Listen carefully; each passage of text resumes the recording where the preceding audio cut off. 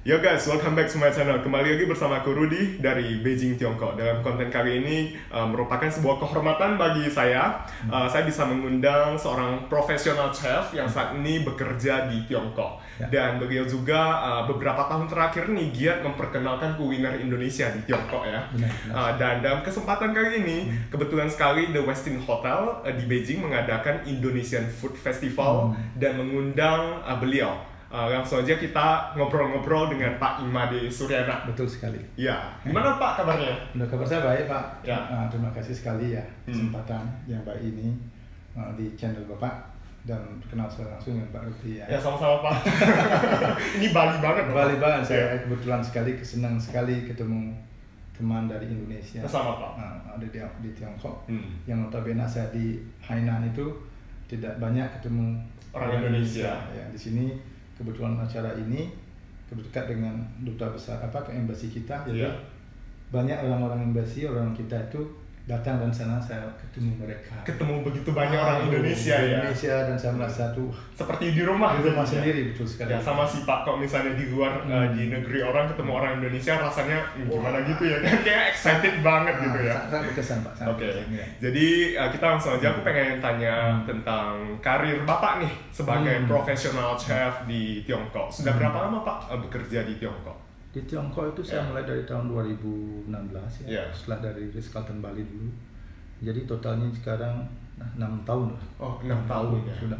Jadi satu hotel yang di Edition Sanya. Oh, di Sanya, di Sanya. Provinsi Hainan ya. Oke. Tepatnya di Sanya. Hotel saya itu Edition. Ya, di sana saya itu 6 tahun dengan membawa makanan Indonesia. Oh, jadi memang diundang untuk menghadirkan makanan Indonesia. Betul sekali. Okay. Nah, restoran saya itu kebetulan namanya itu Spanish, barbacoa, tapi masakan Indonesia. Oh, jadi orang tuh banyak confused begitu melihat barbacoa, itu sebenarnya Spanish, ternyata makanan Indonesia. Jadi saya kebanggaan karena ceritanya begini, waktu opening dulu hotel itu, nah food consultant-nya itu orang Hong Kong gitu.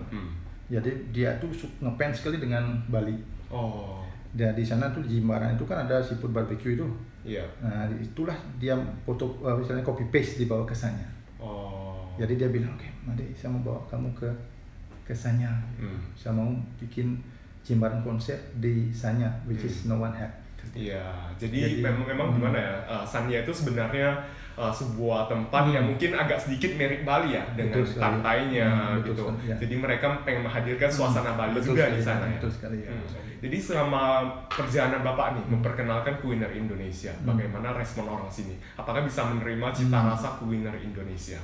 Responnya positif sekali Pak. Karena apa? Seperti saya bilang kan tamu Tiongkok itu banyak ke Indonesia, khususnya Bali ya.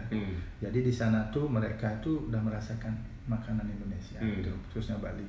Nah begitu saya bawa makanan kita Indonesia ke Sanya, khususnya di Cina lah umumnya.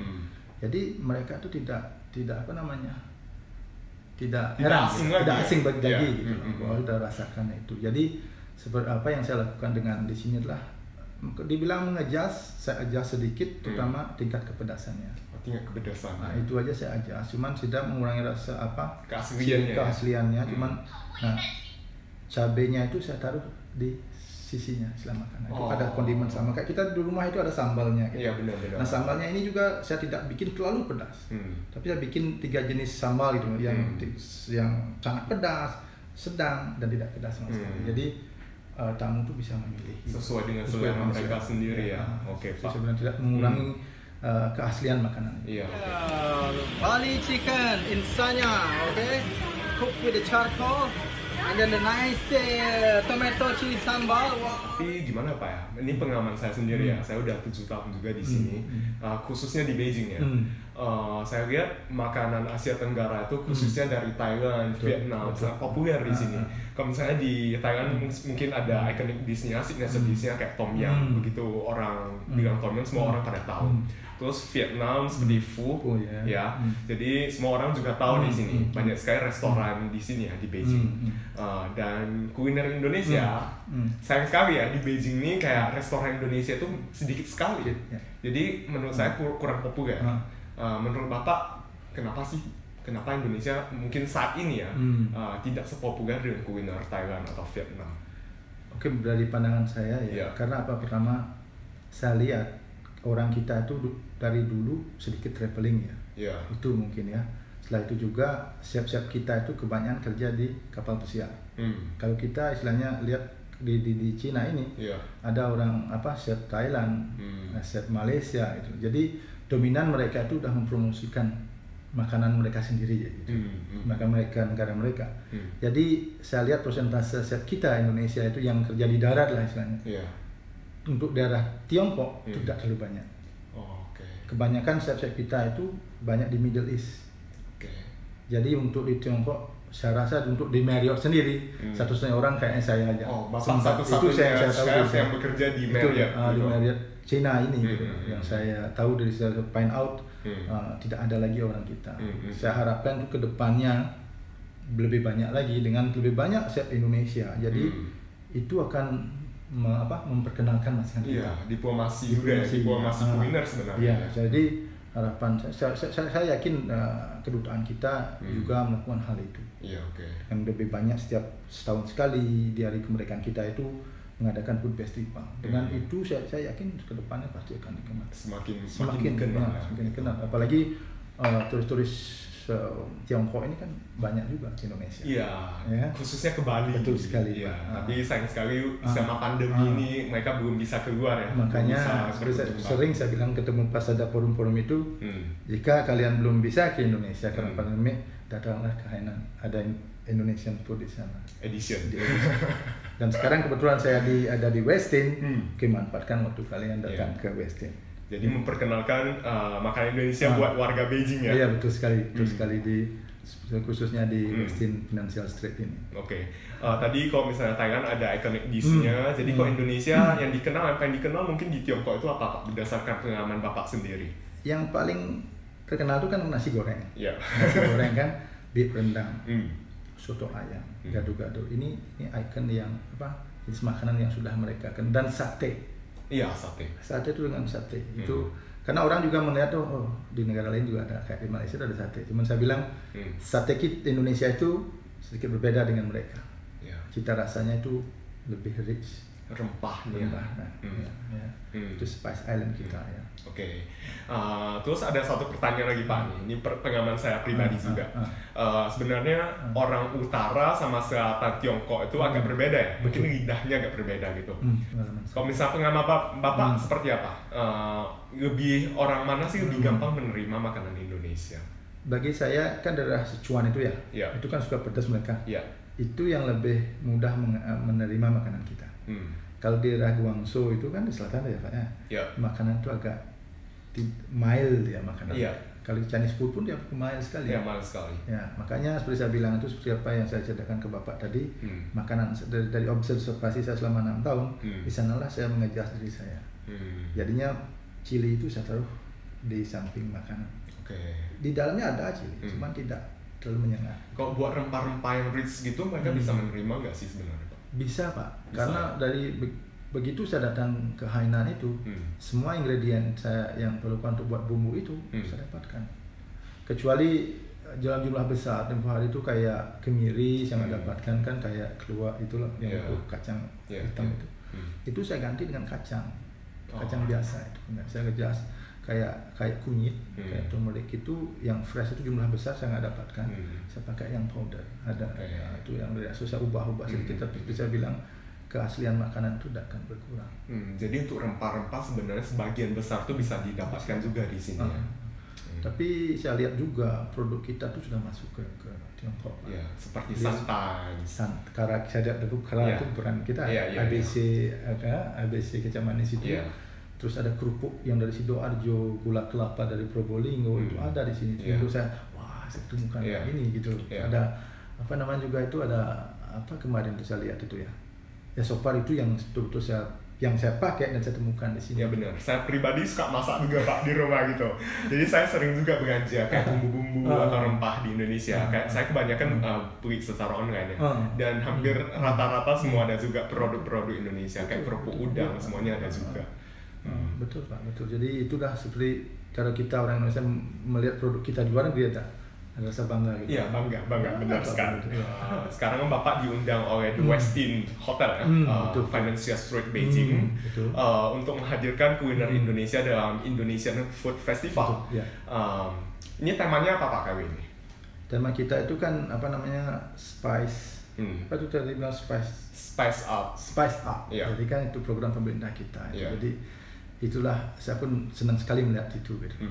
Jadi saya memperkenalkan makanan kita itu melalui cita rasa yang berbagai jenis rempah itu kita combine jadi satu, namanya kita bumbu gitu. Base makanan itu kan kita pakai bumbu ya.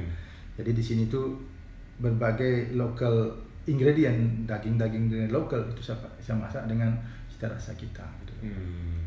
Jadi tema kali ini kalau nggak salah Summer Never Ends in Bali gitu ya. Iya betul. Jadi lebih menonjolkan kuliner Bali sebenarnya. Betul, ya. Ya di Bali itu seperti saya bilang tadi itu kan jendelanya Indonesia ya, menerima warga negara asing gitu. Nah kebetulan sekali saya kerja di Tiongkok ini. Dengan bangga juga memperkenalkan masakan kita gitu. Jadi seperti kita bilang tadi, tanpa orang ke Bali mereka menemukan makanan Bali di sini, makanan Indonesia. Jadi kan suatu saat mereka akan ada waktu pintu sudah dibuka, gitu ya. Jadi mereka tuh kan bisa datang dan lihat booming mungkin ya di Bali gitu ya. Booming ya.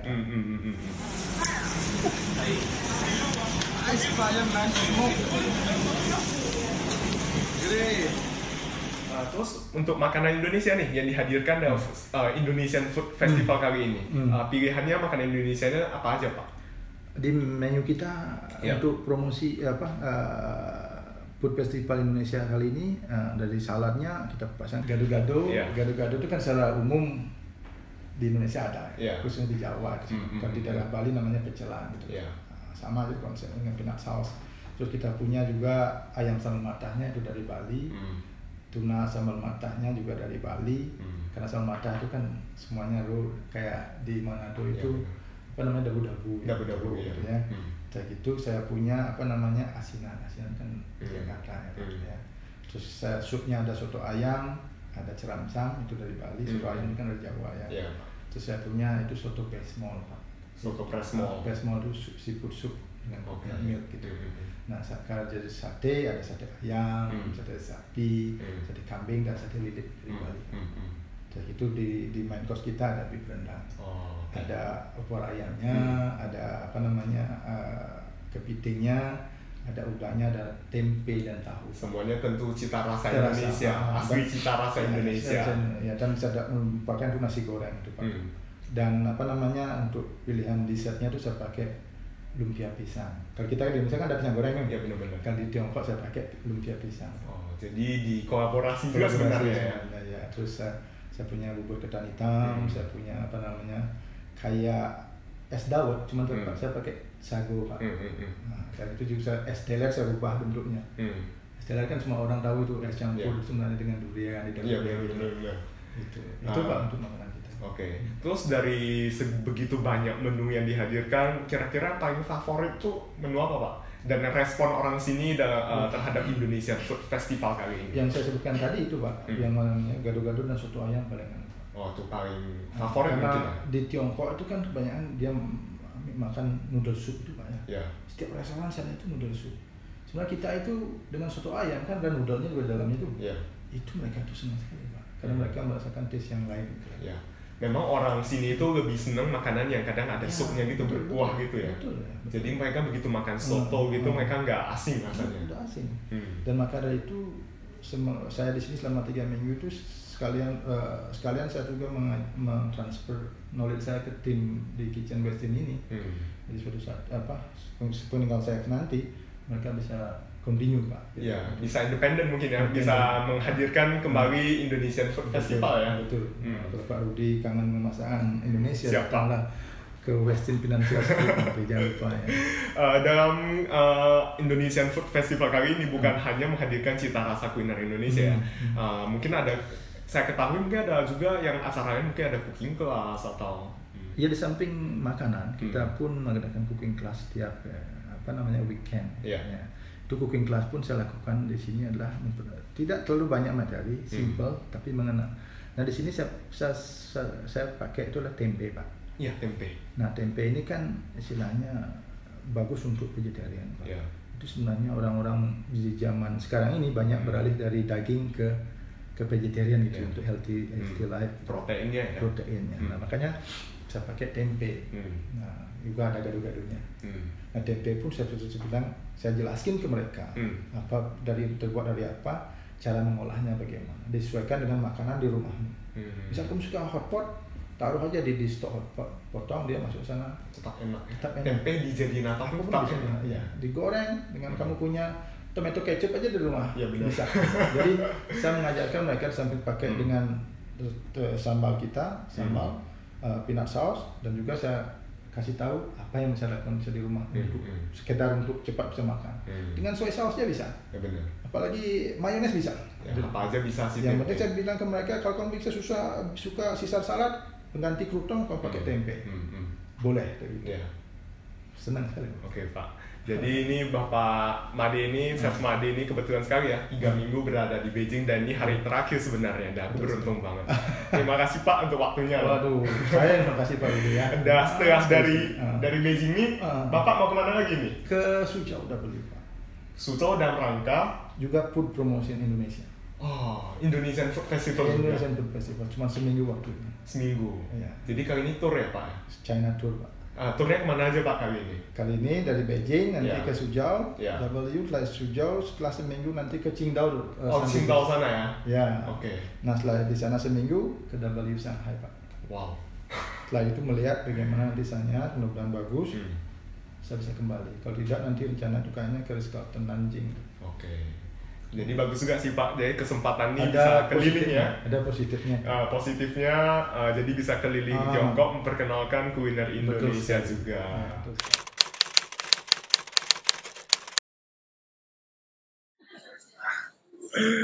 Oke, jadi ini kita mau cerita dikit, mau tanya sama Chef Made. Perjuangan menjadi chef ya. Jadi Bapak ini mulai tahun berapa sih keluar dari Indonesia, maksudnya memulai karir di luar Indonesia? Di luar Indonesia. Ya, mungkin ada cerita-cerita yang sangat berkesan yang bisa di-share kepada teman-teman di Indonesia. Oke, baiklah. Saya pertama kali tahu luar negeri itu tahun 2002. Iya. Itu pertama kali waktu saya dikirim oleh perusahaan saya Bumbu Bali namanya ke Australia di hotel namanya Bright Village. Iya. Di sanalah saya pertama kali tahu gimana luar negeri itu. Iya. Sebagai anak desa dulu melihat pesawat di atas terbang di atas sawah itu jadi punya impian. Kapan saya bisa naik pesawat? Nah, secara kayak mimpi jadi kenyataan waktu saya kerja di Bumbu Bali itu saya dikirim ke Australia 2002 untuk melakukan Indonesian Food Promotion. Jadi tanpa pikir dua kali saya bilang oke, saya mau langsung gitu. Langsung. Itu pun tidak punya paspor waktu itu. Bos saya yang bikinin gitu. Jadi saya exciting gitu. Dan tidak berpikir keluarnya gimana gitu. Mungkin kalau misalnya kesempatan kan mungkin nggak tahu lagi ya, kesempatan kedua ya. Nah ke sana waktu itu saya itu dengan confident aja membawa kepercayaan dan kasih oleh bos saya dan saya mewakili perusahaan itu dan Bali dan Indonesia umumnya. Jadi 3 minggu di sana, jadi feedbacknya itu bagus sekali gitu. Jadi setelah 3 minggu kelewati, saya itu diundang lagi untuk kerja kedua kalinya. Jadi restorannya dulunya itu Grand Restoran diubah jadi Indonesian Restaurant. Dan restoran itu sampai sekarang itu masih eksis. Masih eksis ya. Di Australia, Cairns, di Queensland. Ya. Jadi di sana ada teman saya yang dari Bumbu Bali juga sekarang kerja di sana. Ya. Pokoknya rasa bangga membawa kuliner Indonesia ke luar negeri itu.